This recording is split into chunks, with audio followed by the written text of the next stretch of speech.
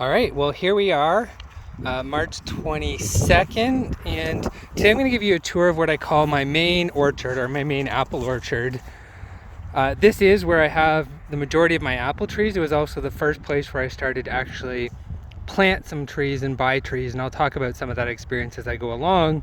And for now, it's also a bit of my junk pile. That's leftovers from ripping apart skids and piles of skids and fencing and stuff, and I really need to clean that up because it really doesn't look good. So let's start with the tour. This is actually a raspberry plant that came from where we lived in Kitchener, so we're excited because we really enjoyed those berries, and this should be the first year where it starts to produce out here.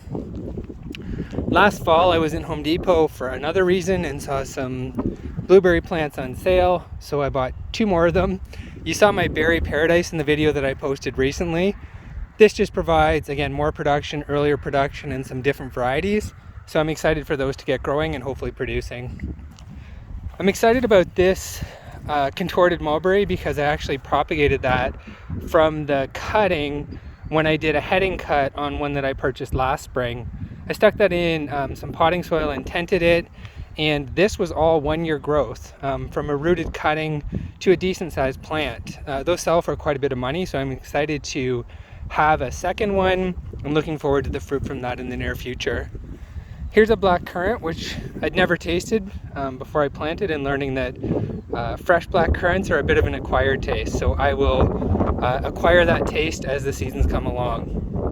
So in front of some of these you see comfrey and rhubarb, and this year one of my focuses is really building out the guilds around these apple trees.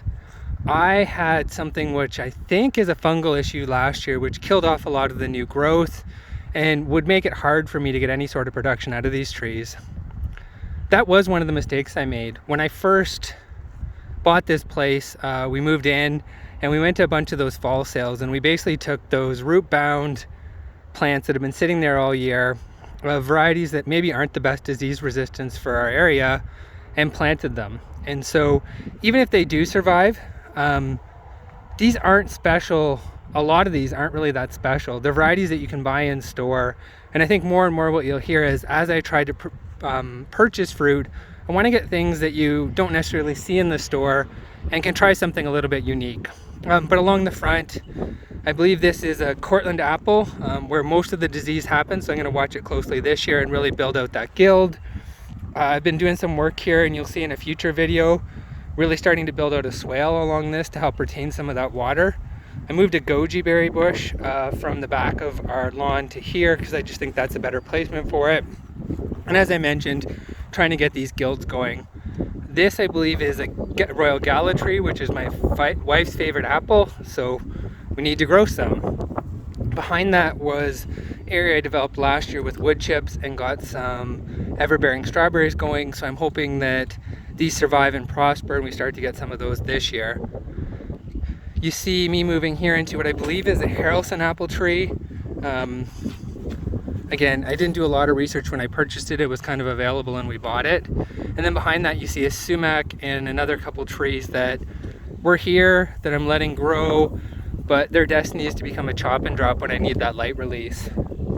This flower bed was a giant pool of weeds last year, and I do need to do some cleanup.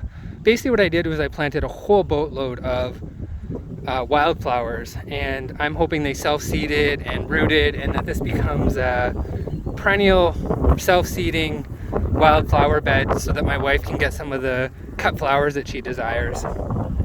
I believe this is a Gala original, so it's just puttering along. And this we bought and we didn't know what it was. I think it's a grape.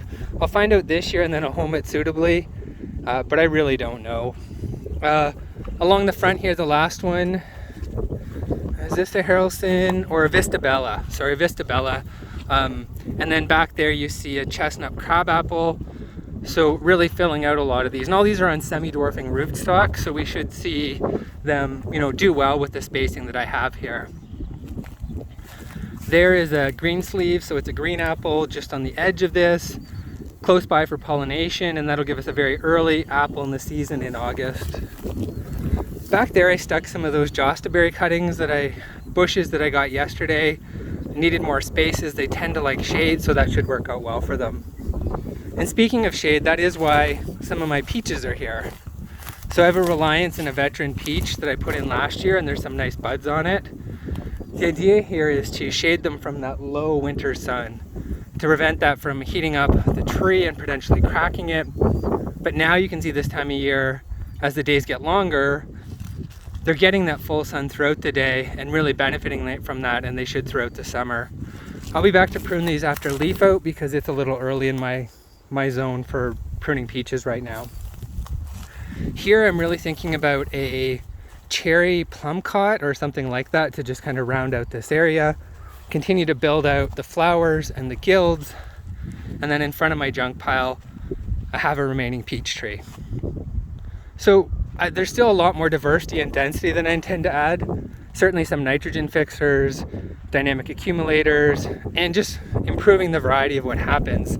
Having said that, I'm excited. We should get some overbearing strawberries, maybe a taste of peach and an apple or two. And in the coming years, this is not only going to be amazing for providing food for us, but also we can see this from our bedroom windows, and I think it'll just aesthetically be very pleasing to look out my window and see some of the fruit growing throughout the summer. Hope you enjoyed this video, and if you have further questions about my apple orchard, feel free to post them in the comments and I'll do my best to get back to you. Thank you.